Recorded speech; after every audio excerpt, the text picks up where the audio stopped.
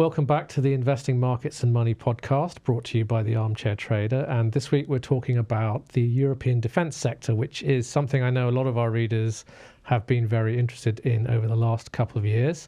But this episode is going to update you on what's been happening in the market. Joining us on the show today, we have Aneeka Gupta, who is Director of Macro Research from WisdomTree, who's going to be giving her some of her thoughts on the sector. Welcome to the podcast. Thank you so much, Stuart. It's a pleasure to be here. Great to have you. I know we've spoken before on this show on a different topic, but for this one, I wanted to have a little bit more of a deeper dive into what's happening, specifically in the European defence sector. A lot of changes over the last couple of years. Can you really give us a view on the impact of all the spending that's been happening? Because we've heard a lot of talk about how European countries are raising their defence budgets since the Russian operation in Ukraine in 2022. Is that happening, and are you seeing an impact from all that? Absolutely. We have seen, as you mentioned, defence budgets increasing.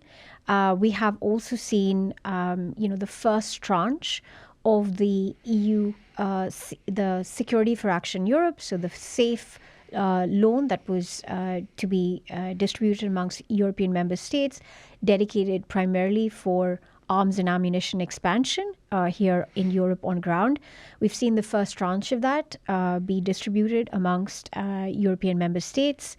And I think that was in the range of about 83 billion euros. So we've seen that being released to the markets. And obviously, we are likely to see European member states take advantage of that and help in their defense expansion. We've also seen the loosening of the debt brake from the German economy. We are seeing an increase in industrial expansion take place in the German economy. And when you segregate that into away from auto expansion and towards other industrial parts of the economy, we are seeing that expansion take place within the defense sector on ground. So that is giving us another, visible illustration of how that defense expansion is really being spearheaded by the German economy, especially given the fact that they have the fiscal capacity to expand. In addition, I think we've seen a raft of collaborations take place within Europe's automotive sector and Europe's defense sector. So if you think about it, Stuart, Europe's greatest advantage is its industrial sector. And this is where the European defense sector can leverage on that industrial expertise that Europe is known for. So we've seen several examples over the prior year of expansion taking place and further capacity expansion taking place from the European defense sector via the auto sector. So one interesting example has been Renault. You would ideally associate Renault as a auto equipment manufacturer. They are now supplying drones to Ukraine. They have a limit of about 600 drones to be supplied within the next year. We're seeing its existing plants that have been idled with a number of diesel vehicles that have been put on hold. Now those facilities are being transformed into drone expansion sites. We've seen Rheinmetall team up with Volkswagen, again, a company that you and I would associate as being an automotive company. Idle plants in the Volkswagen in Volkswagen's units are being used for expansion of building tanks. We are seeing several examples of these collaborations taking place. It's very live in the market. So where we are seeing a current geopolitical war taking place between Russia and Ukraine, we're seeing Renault's drones being used on ground at this point in time in Ukraine. We've also seen KNDS, they are beginning to expand capacity in a very fast pace. They're also expected to be IPOing on the market. And, that has been a significant expansion that we have seen on the defense side. Another very interesting example of further expansion that's taking place in the defense universe is via IPOs. So this year we had the IPO of CSG, which is a Czech Republic firm. They IPO'd in Amsterdam. It was a very successful IPO. It received nearly $60 billion in orders for the underlying IPO. Just giving you an idea of the immense amount of interest that investors have for the European defense sector. So they're looking for these opportunities. They're looking for these firms that are coming onto the public market. And it's interesting to see how the private market is now, seeing the opportunity on the public market and tapping into and using that financing as a way to expand capacity. In fact, it's interesting to note that the CEO of Euronext actually stated that 2026 is going to be an unprecedented year for IPOs within the aerospace and defense sector. So there have been tremendous examples of expansion where the defense sector is tapping into the expertise of the industrial sector within Europe. We are seeing visible examples of further IPOs take place in the market. And we're also seeing disbursements of this funding take place on ground here in Europe, which is being channeled towards the European defense sector. And are we seeing that following through in terms of profits for the companies themselves? Are they seeing growth in revenue and growth for dividends for investors as well?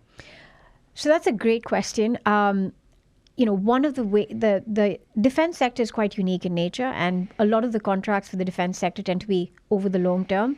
So one very interesting metric that we track to get an understanding of, the revenue prospects of these defense companies is looking at their book-to-bill ratios.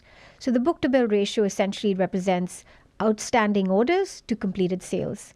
And a book-to-bill ratio above 1 is representative of a company that is expanding, and a book-to-bill ratio below 1 is a company that is essentially not expanding and more likely contracting. What we have seen within the European defense sector is most of the companies, on average, have a book-to-bill ratio north of 1.2, which is telling us that they're expanding. In fact, at the end of 2025, the average book-to-bill ratio of companies within the European defense sector had a higher book-to-bill ratio in comparison to US defense companies. Just to give you an understanding of how fast that expansion was taking place, it was quite visible in the outstanding orders that these companies were, putting forward in their balance sheets. Now, in terms of profitability, this is a really important point, and we are seeing looking at the European defense companies on the WisdomTree European Defense UCITS Index. We have a total of around 38 companies at present, and those companies are slated to expand by 20% earnings per share growth in 2026. That's expected to rise to 19.8% in 2027, followed by another 18% in 2028. So we are seeing a successive increase in earnings per share growth. What's really interesting to see is we are slowly starting to see the defense companies announce dividends to shareholders. It's starting from a very low base. So obviously that, it is providing a huge amount, or it is a big catalyst for investors in the European defense sector, and investors are really welcoming this change. And they're doing it at a time when cash flow per share is actually increasing over the next 3 years. And they're also doing it at a time when net debt per share is declining. So what we're seeing is, when you look at the overall representation of European defense companies, they are looking like very high quality companies with high cash flow per share, low debt per share, and higher profitability over the next 3 years. And what's also very interesting to see is you have a forward guidance which you can gauge via the book-to-bill ratio. So it's giving you that revenue visibility over the next 3 years. So you know where those orders are coming from, how much of it have they completed, to give you that sense of, yes, is the very important question of capacity expansion credible. And as you see those completed orders getting executed, you are more optimistic about the outstanding orders coming in the future, because you know that you're seeing credible evidence of the outstanding orders on an annual basis getting executed. So, we are seeing tremendous amount of quality within the European defense sector as well. And you mentioned the drones already. If you look at the defense sector in Europe now, which subsectors do you think are poised to enjoy the most growth? Yes, I think so. Within the European defense sector, I would say air and missile defense is where we have the biggest gap versus the rest of the global market. This is where we expect to see tremendous amount of acceleration of growth take place. We have a number of initiatives that are being put forward on ground to build up this significant gap that we have. And I think we are likely to see tremendous amount of expansion within land and air domains here for the European defense network. In addition, I would say cybersecurity and the European ammunition framework does require a bit more updating, and we are seeing tremendous amount of expansion taking place there. Thales is a very interesting example of where we are seeing that expansion take place within the cybersecurity domain, allowing a bit more interconnectivity between different operating systems here on ground, alongside ensuring that these networks are protected and are protected against incoming threats, because a lot of these threats now are not really on ground, but they are taking place on the network, and so protecting these domains has become critical. In addition, we are seeing a lot of expansion take place on ground in terms of expanding arms and ammunition capacity. That's where we're seeing Rheinmetall really dominate and spearhead the movement. And also interesting that you mentioned cybersecurity there, because traditionally many people would have thought, oh, that's really a tech story, but now it's also being treated as a defense story. It is very much, yes. Especially with incoming threats on the network, cybersecurity has become extremely important, and especially with the interconnectivity of different systems across the Euro area region, their interconnectivity, the threat of them being intercepted has become very high, and I think that's why we are seeing that framework rise to the fore in terms of protecting their connectivity within the systems as well. And I wanted to ask you a little bit more about that. I mean, the European defense industry, if you compare it with the US, for example, quite fragmented, different governments, different budgets, correct, different national champions. Is there a degree of closer cooperation happening between some of these companies? How are they coping with the fact that they're starting from a more fragmented basis than previously? And how does that affect your approach as well as a fund manager? Yeah, there's so much to say here. I think I'll first start with a framework that has been put in place here in Europe, which is the European Defence Industrial Strategy. This was put forward by the European Commission back in August of 2024. And the key focus of the strategy is to ensure that European member states adhere to 4 key goals. One of the most important of the European Defence Strategy is that European member states need to increase their procurement of arms and ammunition to 50% by 2030 from the European defence technological and industrial base. And that needs to be scaled up to 60% by 2035. So essentially, right from the top, the instruction is European member states need to procure more from Europe, and that there is a clear goal of 50% by 2030 and 60% by 2035.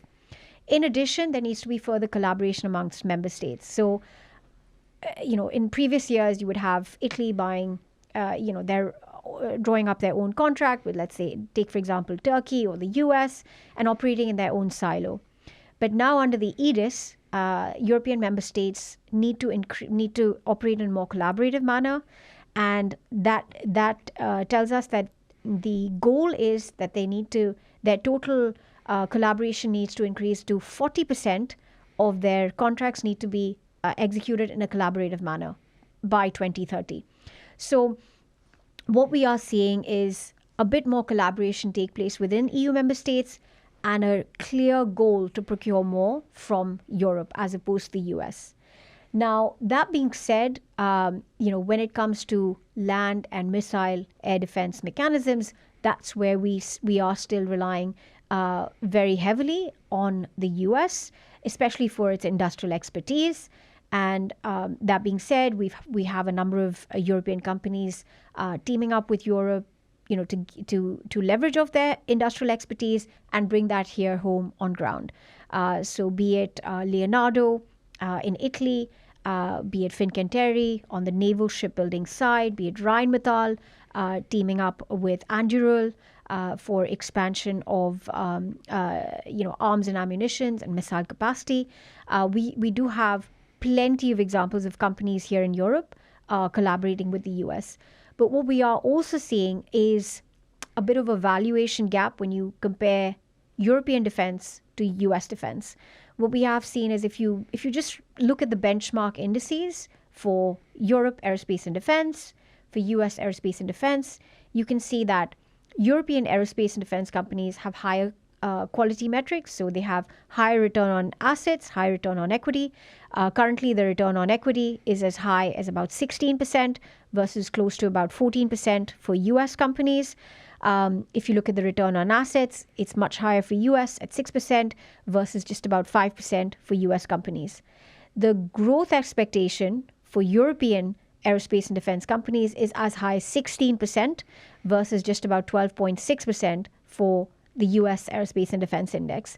And at the same time, anyone looking or seeking to invest in the European defense sector has been raising this question about the valuations being too high.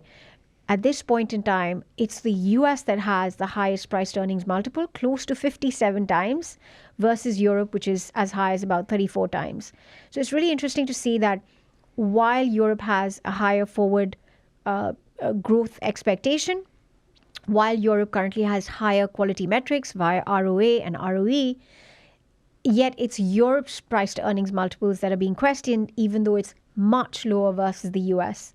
Whereas the US, despite having inferior fundamental valuations to the European defense sector, continues to pace ahead. And we think that is an opportunity that the European defense sector poses versus the US defense sector. And I wanted to ask you a bit about sort of production constraints and supply chain issues as well, Correct. because the world is shifting to more of a focus on locally sourced components and such like. Obviously, Europe can't do that overnight. Correct. Do you see some companies being better positioned from this respect than others? And can you talk a little bit about that? Who's able to cope with this while there are still these sorts of production bottlenecks? So what we are seeing is, at this point, we believe the European defense rearmament story is likely to be over a multi-year time frame. And at this point in the cycle, and we believe we're still at the initial phase of the cycle, it is the top 10 European defense primes that are doing a lot of the heavy lifting. So when I mention the top 10, we're thinking about Rheinmetall, Thales, Airbus, Rolls-Royce, Safran, Fincantieri. It's the top European defense names that are doing a lot of the heavy lifting when it comes to the ability to expand, the ability to leverage off the industrial expertise of the auto sector, the ability to collaborate at a very fast pace, the ability to work with the US and leverage off their expertise. They are able to pick up very quickly and tap into those, higher expanding defense budgets and tap into those opportunities. That being said, if you compare it to the US is actually struggling. We heard from President Trump in the early part of January 2026, where there was a very hard power pivot.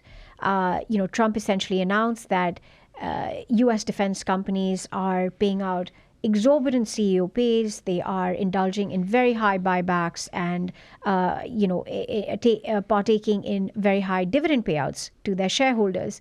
And a lot of this needs to be curtailed until arms and ammunition production rises at a much faster pace. If you fast forward to today, the calculus makes a lot of sense. It was because of his expected interventions that he was, expected to conduct. And we are seeing, very expensive technologies being blown up because of the, current war that has been ongoing in Iran. So the US needs to actually rebuild stockpiles, and Europe has a lot more Europe has a lot more flexibility in terms of how they want to operate. Whereas in the US, we are seeing, a hard power pivot where they do not have the same amount of flexibility that Europe is enjoying. And at the same time, Europe's rearmament story is still playing out as initially intended. And do you think this is also creating the opportunity for some smaller European companies? I mean, you've mentioned the IPOs already. Yes.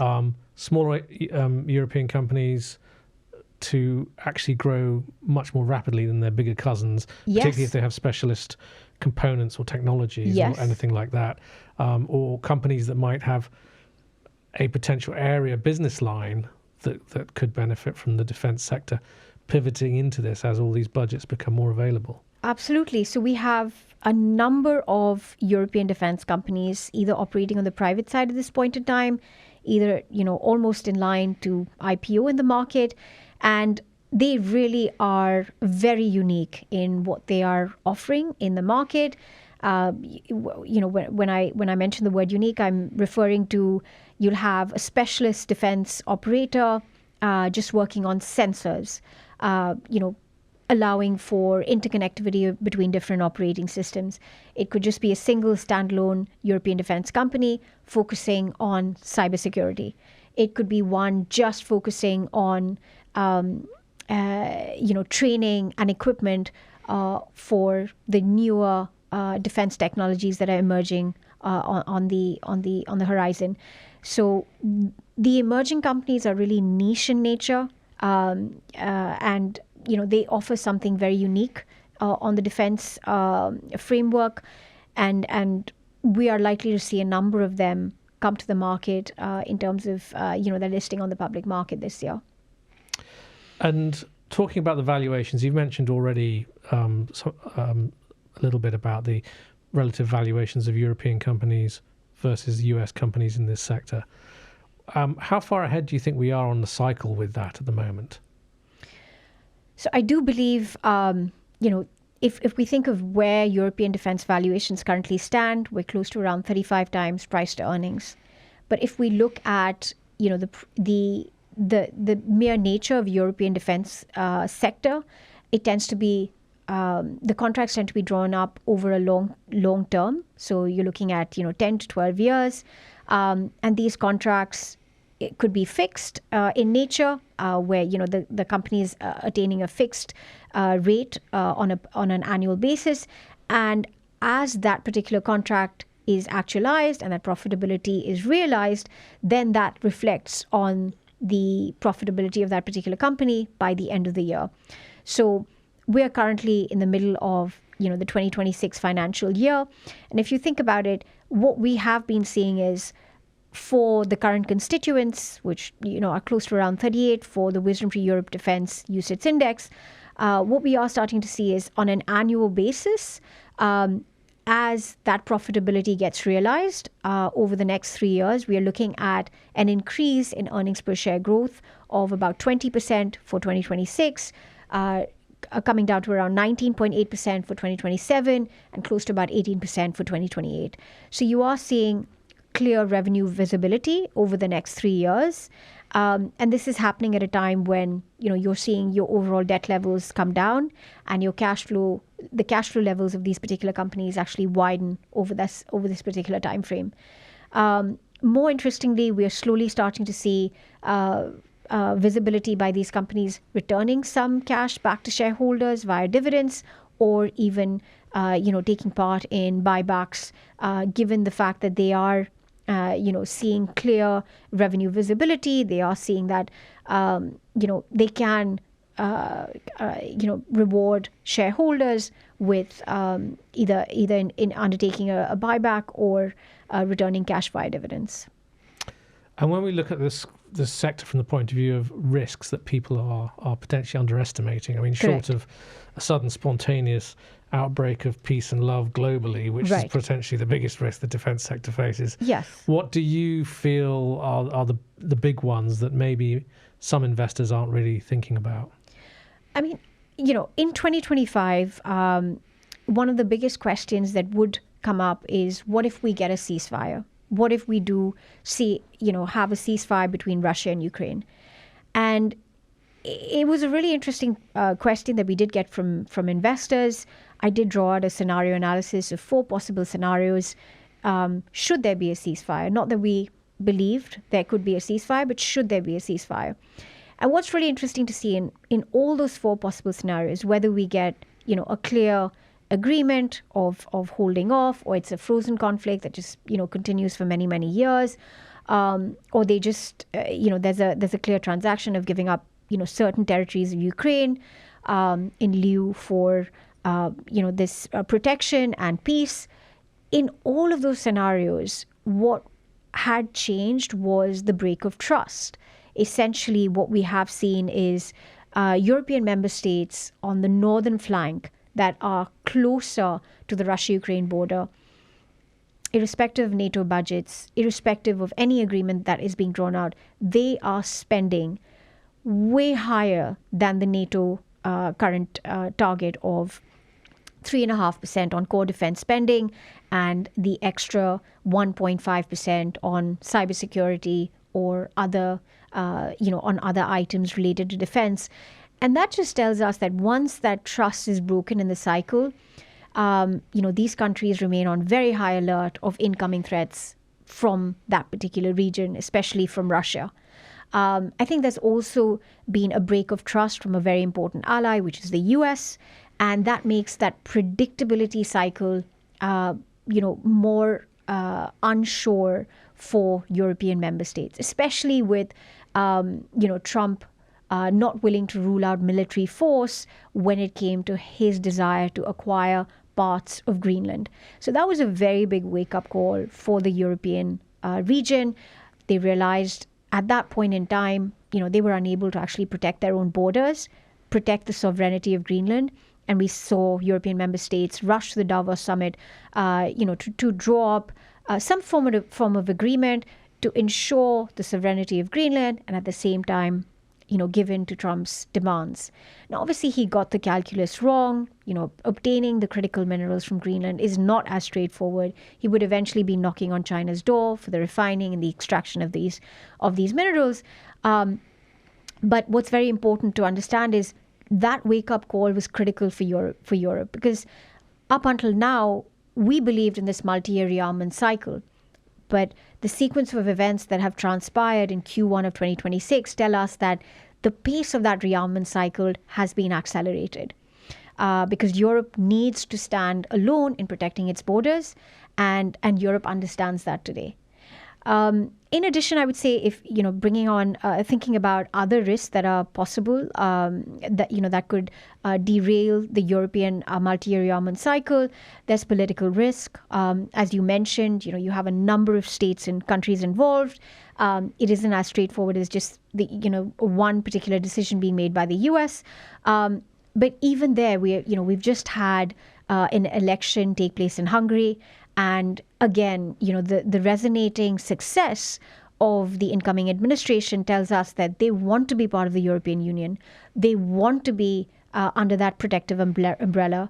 It is very different from the previous, views that were resonated from the Hungarian government. And we're seeing that echo across Europe. They understand how security has risen to the fore. It is a very important priority for citizens in the Euro region. And while that political risk is an outstanding risk for the for the Europeans, Europe's multi-year rearmament story, I think it is less of a risk at this point in time, given the criticality of the matter. I think another very interesting, illustration from 2025 was if you look at the pace of, the performance that took place of the European defense sector.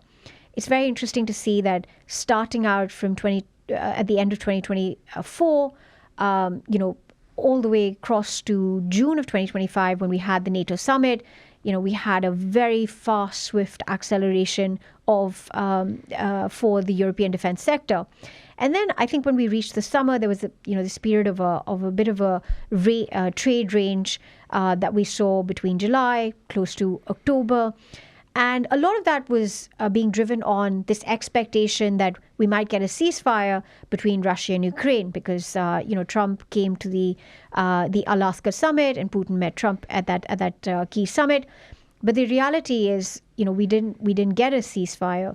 And if you fast forward to October, again, there was a leaked document from Russia, converted into English, translated into English, that was again slapped onto Ukraine to say, just sign the document and accept. And again, we were not able to, achieve a ceasefire. So we've had multiple attempts of trying to force Ukraine to agree to Russia's requests.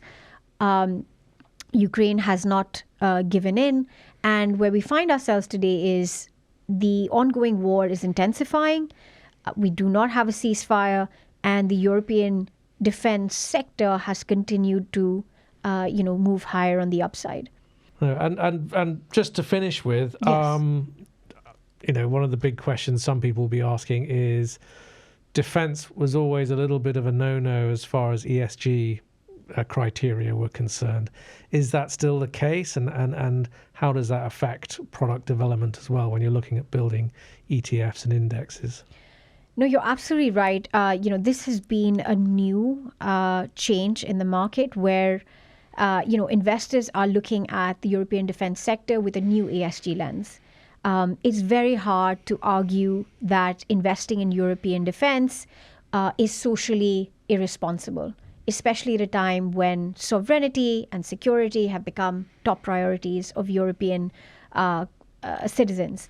And I would say, even if you look just around the time of the war, which took place during 2022, in the aftermath of that, we did see a number of Nordic pension funds reverse their, screening of defense, which was, typically scrutinized from an ESG perspective, and reverse that and make it an inclusion rather than an exclusion when viewed from an ESG perspective. So I would say, we've had quite a few investors on the institutional side rethink how they view defense from an ESG framework.